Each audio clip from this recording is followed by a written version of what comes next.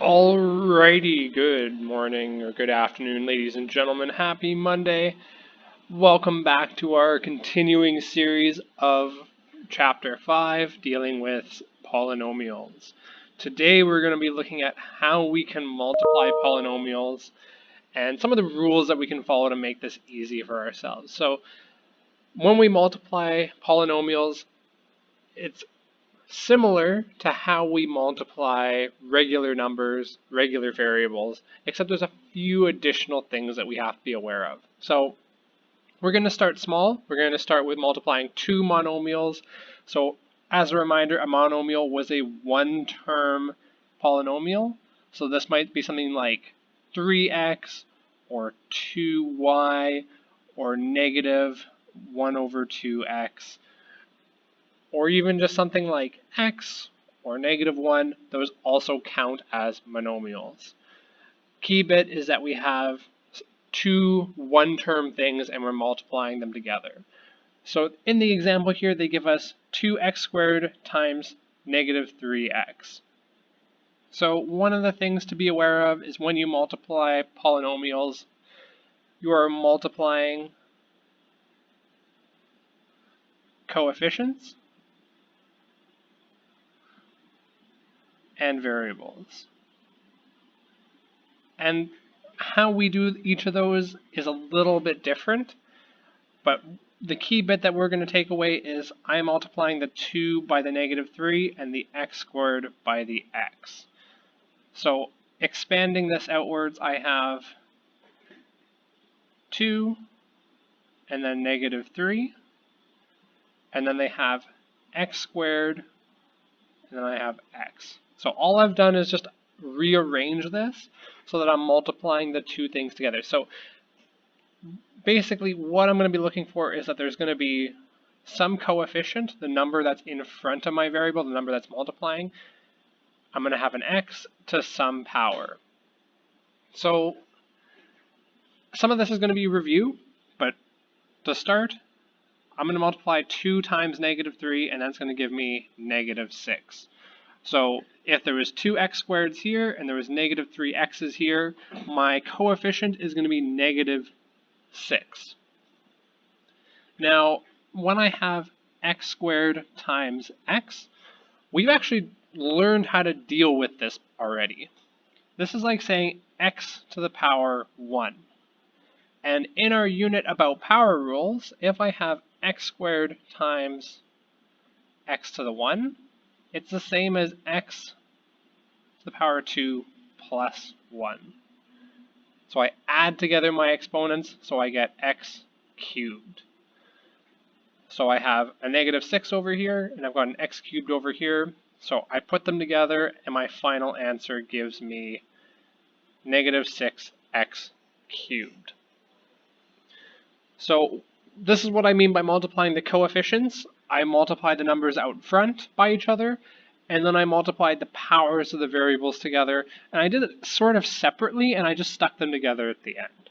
So I'm not worrying about what 2 times x is or what x squared times negative 3 is. All I'm concerned with is the coefficients and the variables at the end. So that's if I am multiplying two monomials together. What happens if I have more than one term? So in the next example here, they have this equation right here. So we're not dealing with variables yet, but we can think of 3 plus 4, or we can think of 2 as a monomial,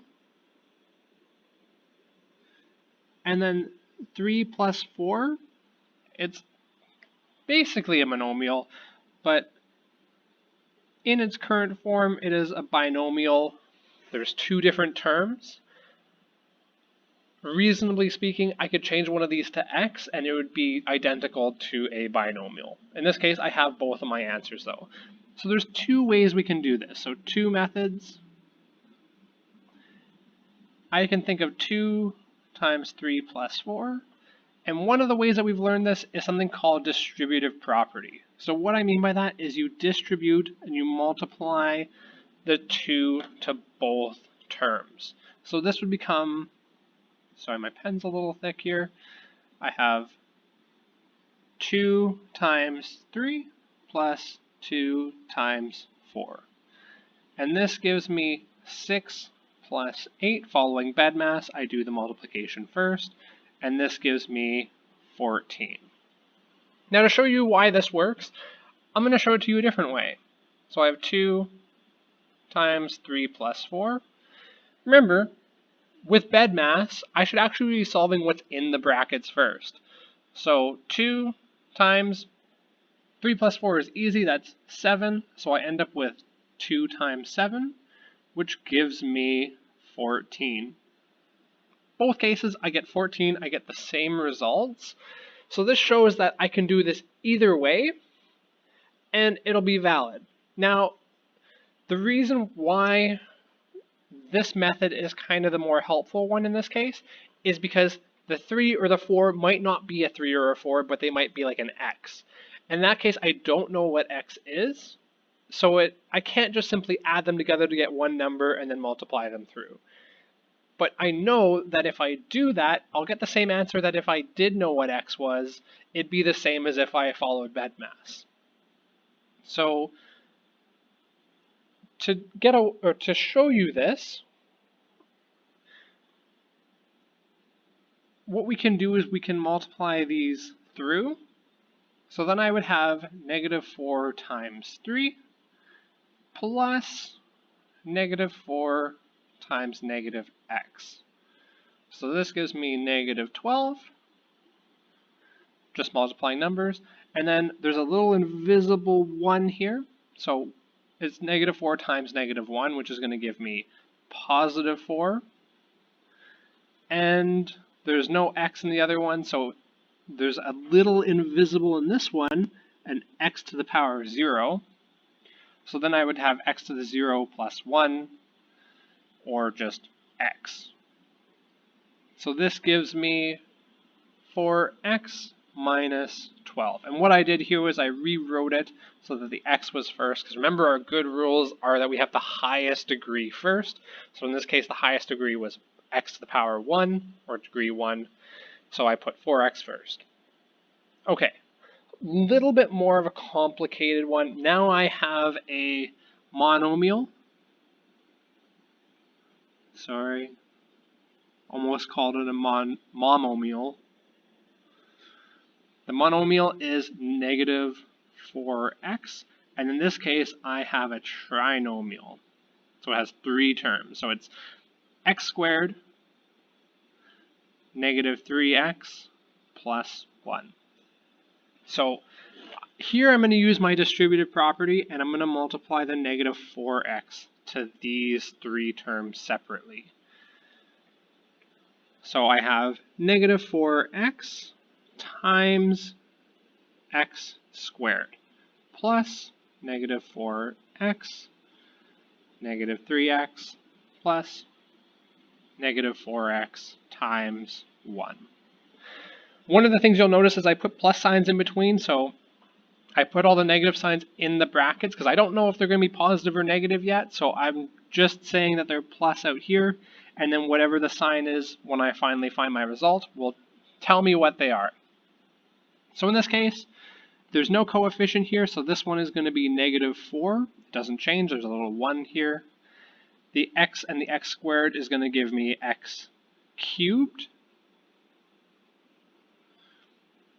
plus negative 4 times negative 3 gives me positive 12. Oh, so I know it's going to be positive, and I have an x times an x, so I have x squared.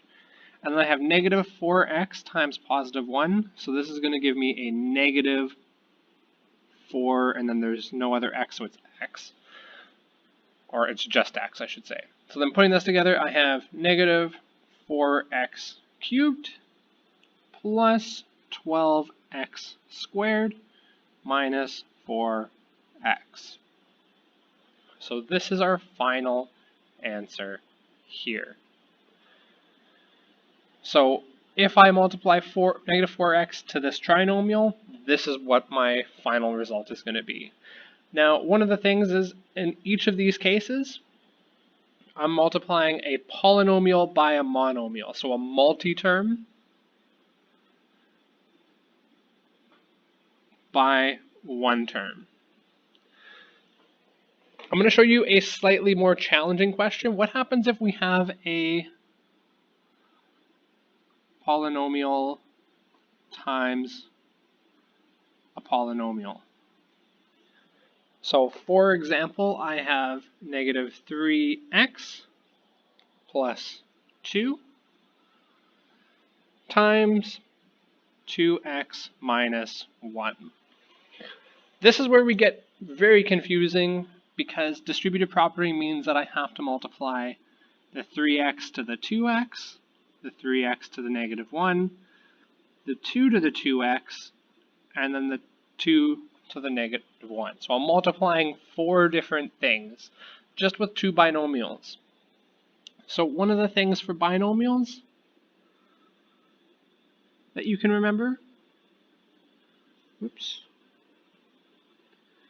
is something called the FOIL method. So what you do for the FOIL method is you deal with the first 2 numbers in your binomial, then you deal with the outer 2 numbers, then you deal with the inner 2 numbers, and then finally the last. So what I mean by that is we have first and the first number in both. So I would have negative 3x multiplied by 2x plus the outer 2. So the outer 2 would be here and here. So 3x times negative 1 plus the inner 2. So these are our inners. 2 times 2x plus, and then finally the last ones in the 2 are our 2 and our negative 1. One of the things you'll notice, if the binomial is sort of like a x term and then a constant term, you're going to end up with constants over here and 2 variables here, as well as these ones will be 1 variable and 1 constant. But that's not necessary. From here, I have my 4 multiplications. So I have negative 3x times 2x. So this is going to give me negative 6. And then the x and the x are going to give me x squared plus 3 times negative 1. So I need to change this to a negative 3. There's only one x, so I keep the 1x. 2 times 2, so I have 4x. And then, and I missed a minus sign here, so this should actually be positive. My mistake. And then this one, plus 2 and negative 1, so I have negative 2. So from here, we're not done yet. We need to collect and simplify. So one of the things is if you do the FOIL method, generally speaking, the n2 you can leave. So I notice that I have an x squared here, and I have a negative 2 here. And then these two here, I have positive 3x and positive 4x. So if I add those together, I'm going to get 7x. So I'm just adding my like terms. And this is our final answer. So one of the things that you can take away, be careful with distributive property. Even when we have just 2 binomials, we suddenly end up with 4 multiplications, and then we have to collect like terms. If you had something even bigger, like a trinomial times a binomial, you end up with 6 multiplications. Or if a trinomial times a trinomial, you'll have 9 multiplications. So it gets bigger and bigger and bigger the more and more steps there are. Some of the ways that you can make this simpler, so ways to make this easier Step number 1 is good, I'll call it math grammar. So this is ordering of your polynomials. So what I mean by that is if you have 4 plus x cubed, it'll make it easier if you change everything to x cubed plus 4. Or like move them around so you have the highest degree first. That way you know what to expect and there's this kind of consistency to your problems. So just simply rearranging the problems so that they're the same each and every time will make things easy and stand out and be like, oh, okay, I know what I'm looking for. The other thing that'll save you steps is collect like terms whenever you can. If you have the problem, so let me go off the beaten path here. If you had the problem 3x plus 4x minus 2x times 3x squared plus 4, yes, sure. Technically, this is a trinomial times a binomial. And you could FOIL this out where you have 3x times 3x squared, 3x times 4, 4x times 3x squared, 4x times 4, and then negative 2x times 3x squared, and then negative 2x times 4. You can see how already that's 6 multiplications.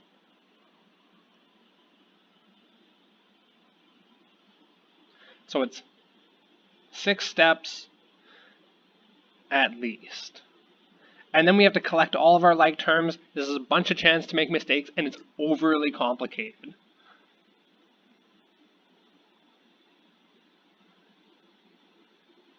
So if you see a chance to collect like terms, like for example, all of these, I could see this as 3x plus 4x minus 2x, so 3 plus 4 is 7, minus 2 is 5. So this is actually 5x times 3x squared plus 4. We've already shown way up here that I can do either or. So I can add things together to give me simpler values and then make one multiplication, or I can do it as a bunch of little ones. Normally we have to do the bunch of little ones, but in this case, I could see that all of these are like terms. Oops. And I can collect them into 5x. In this case, I have 5x times 3x squared plus 5x times 4. So this would give me 15x cubed plus 20x. Don't have to collect any more like terms. Way easier than doing the 6 steps above, and I would get the same answer. So keep that in mind. Save yourself a bit of time. Again, I'm going to skip the algebra tile section. How you multiply them, they've just set them up in terms of kind of a square. So when you multiply through, the one change is that you end up with x squareds. Rather than adding, you end up with new terms with higher powers. In terms of our exercises, this is going to be a pretty mild section. So 1, A to I, just every second one. 2, find each product, do every second one. A lot of these will have the same flavor. We kind of keep this x plus 3 binomial appearance, and then we have the 2 out front. But it gets a little bit more complicated as it goes down. So I'll give ourselves like a slightly spicier flavor for those ones.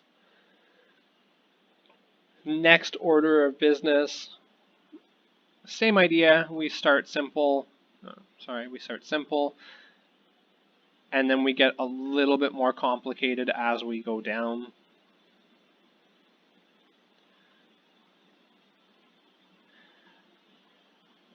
This is going to be the bulk of our homework. Keep in mind, for things with multiple variables, so I'll show you h. If I have x, y times x times y, I multiply them through, so I have xy times x plus xy times y. So here I can see the x's are going to make x squareds. There's no y though here, so this is going to stay as y to the power 1.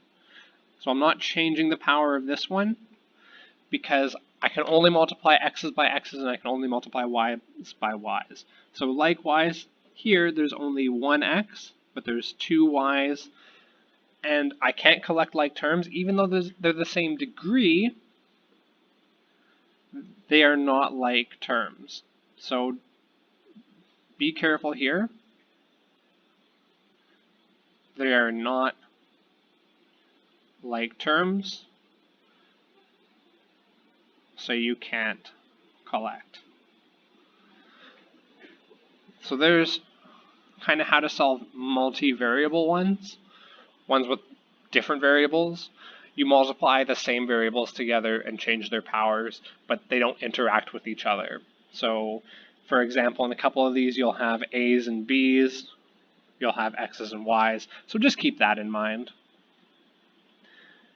We're going to skip the algebra tiles one, so 4 and 5 are out.